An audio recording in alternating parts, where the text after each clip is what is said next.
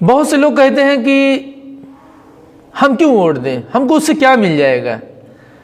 अरे भाई, नेता का मतलब ये नहीं होता है, वोट देने का मतलब ये नहीं होता है अब तुमको दुकान पे नहीं बैठना है, अब तुमको कमाना नहीं है, सर्विस नहीं करना है, मेहनत नहीं करना है।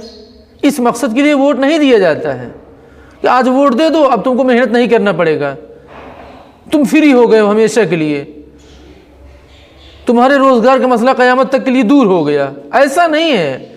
नेता का मतलब होता है जो आवाम की, जनता की बड़ी ज़रूरियात हैं उसको वो पूरा करें। पानी है, बिजली है, रोड है, सड़क है, इन मकसदों के लिए नेता होते हैं।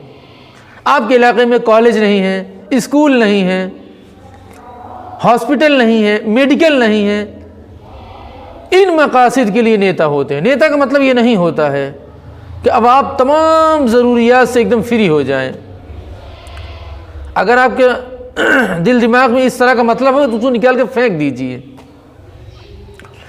मेरे भाई, इस दफ़ा का इलेक्शन उत्तर प्रदेश विधानसभा 2022 का जो इलेक्शन है ये किसी जंग आज़ादी से कम नहीं है।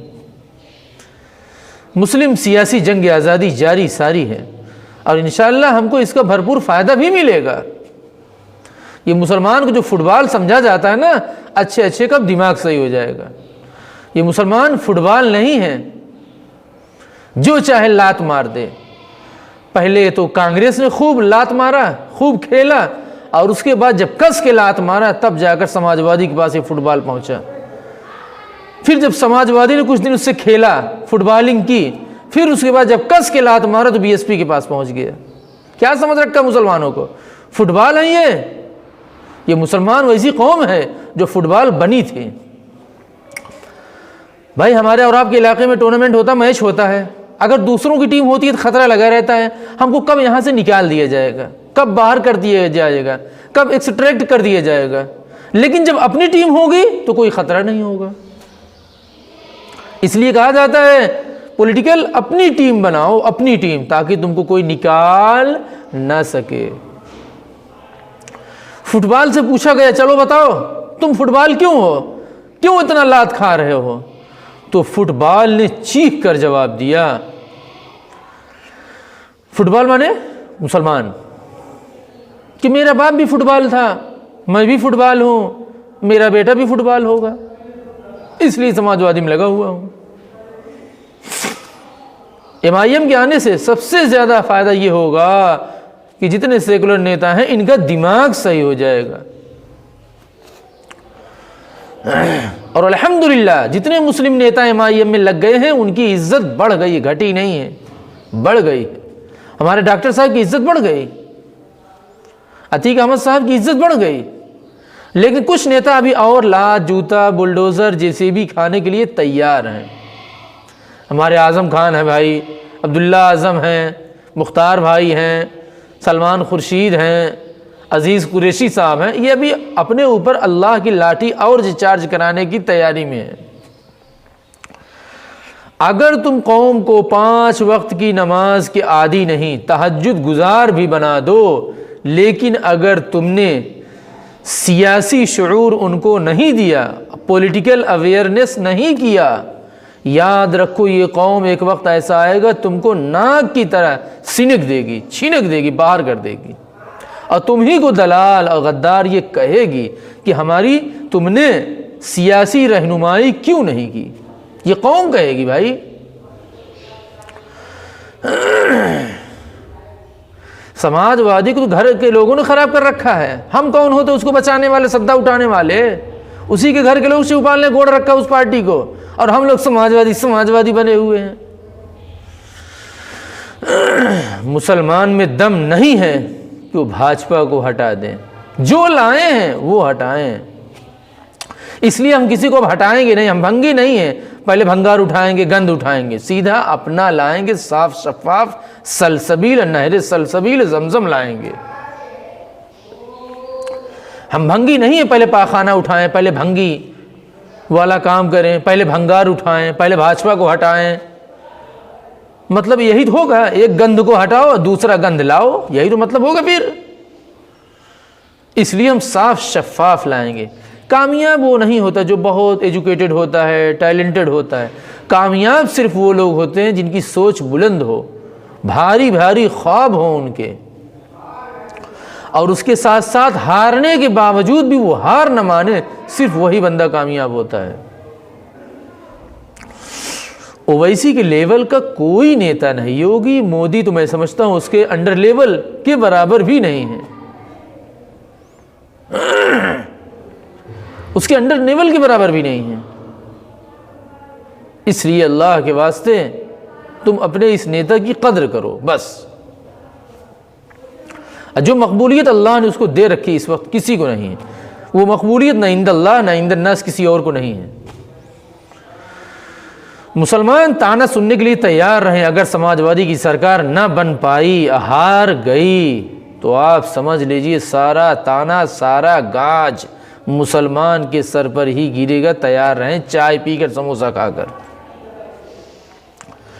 तुम दो वोट समाजवादी को, लेकिन हारने के बाद कोई नहीं मानेगा कि तुम समाजवादी को वोट दिए हो।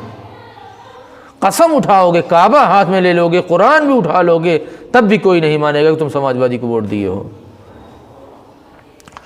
जब ये मुल्क हिंदू राष्ट्र बनेगा, समाजवादी नेता बोलेंगे इसका जवाब दो। एनआरसी के लिए कितने समाजवादी नेता बोले, सीए के लिए, सीएबी के लिए, हिंदू राष्ट्र के लिए, तब जाकर मुसलमान की नज़र आज दारुस्सलाम दारुल फलाह की तरफ उठी है। कितने लोग हैं 500 रुपये के बदले पूरे ख़ानदान का वोट बेच चुके हैं, अब मस्जिद में जाकर दुआ कर रहे हैं, अल्लाह जालिम हुक्मरान से हिफाजत फरमा। नालायक। दलाली कौन करता है? जिसके घर में राशन ना हो, चावल ना हो, दाल ना हो, हल्दी ना हो, राशन किट ना हो, जेब में पैसे ना हो सिगरेट के लिए, बीड़ी के लिए, सुरती के लिए, पुकार के लिए, राशरी के लिए, नशा करने के लिए, ऐसा आदमी दलाली करता है। मालदार इंसान, हर चीज़ से भरा लदा इंसान, शक्ल से, सूरत से, वजाहत से पुरवकार इंसान दलाली नहीं करता।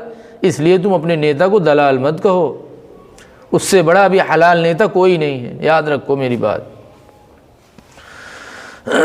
जिस कौम के पास नेता ना हो वो समझ लीजिए धूल है, घूर है, पानी का बुलबुला है, उसकी कोई हैसियत नहीं है, वो सिर्फ हल्ला मचा सकती है, कुछ नहीं कर सकती। आप देखेंगे यूपी में हर घर में नेता है, हर 10 घर के बाद एक बड़ा नेता है, और राष्ट्रीय पार्टी है यहाँ पर। तो ओवैसी की ज़रूरत क्यों पेश आ गई भाई? जब हमारा हक हमको नहीं दे रही थी ये सब सारी पार्टियां, तब जाकर ओवैसी की ज़रूरत पड़ी। ओवैसी कोई मजबूरी नहीं है, ओवैसी ज़रूरी है, ज़रूरी। और ओवैसी आए नहीं हैं, ओवैसी आए नहीं हैं, लाए गए हैं, बुलाए गए हैं। वो हमारे मेहमान हैं, हम लोग उनको बुलाए हैं। हम मेज़बान हैं, वो हमारे मेहमान हैं। मुझे कूफा वालों मुसाफिर न समझो, मैं आया नहीं हूँ बुलाया गया हूँ। ओवैसी हमारा मेहमान है, हम लोग बुलाए हैं, वो आया नहीं है, हम लोग बुलाए हैं।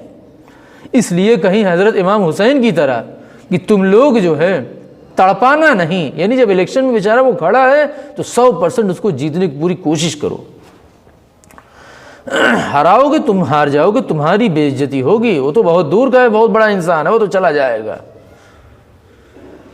इसलिए उसको तड़पाना नहीं, तरसाना नहीं।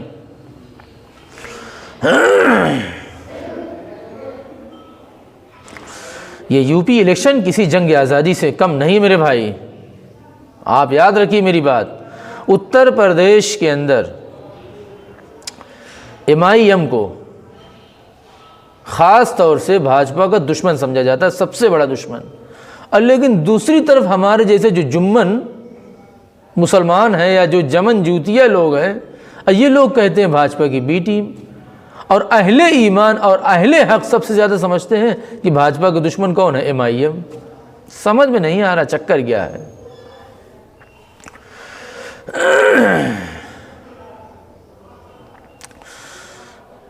जितने नेता हमारे और आपके पास आ रहे हैं, सबको आशीर्वाद दो और सबसे आशीर्वाद लो, सबसे पैसा लो, लेकिन दिल और दिमाग और अपनी वो उंगली जिससे हम अशहदु अल्ला इलाहा इल्लल्लाह पर अपनी उंगलियां उठाते हैं और उसी पर स्याही लगवा कर वोट देते हैं, याद रखो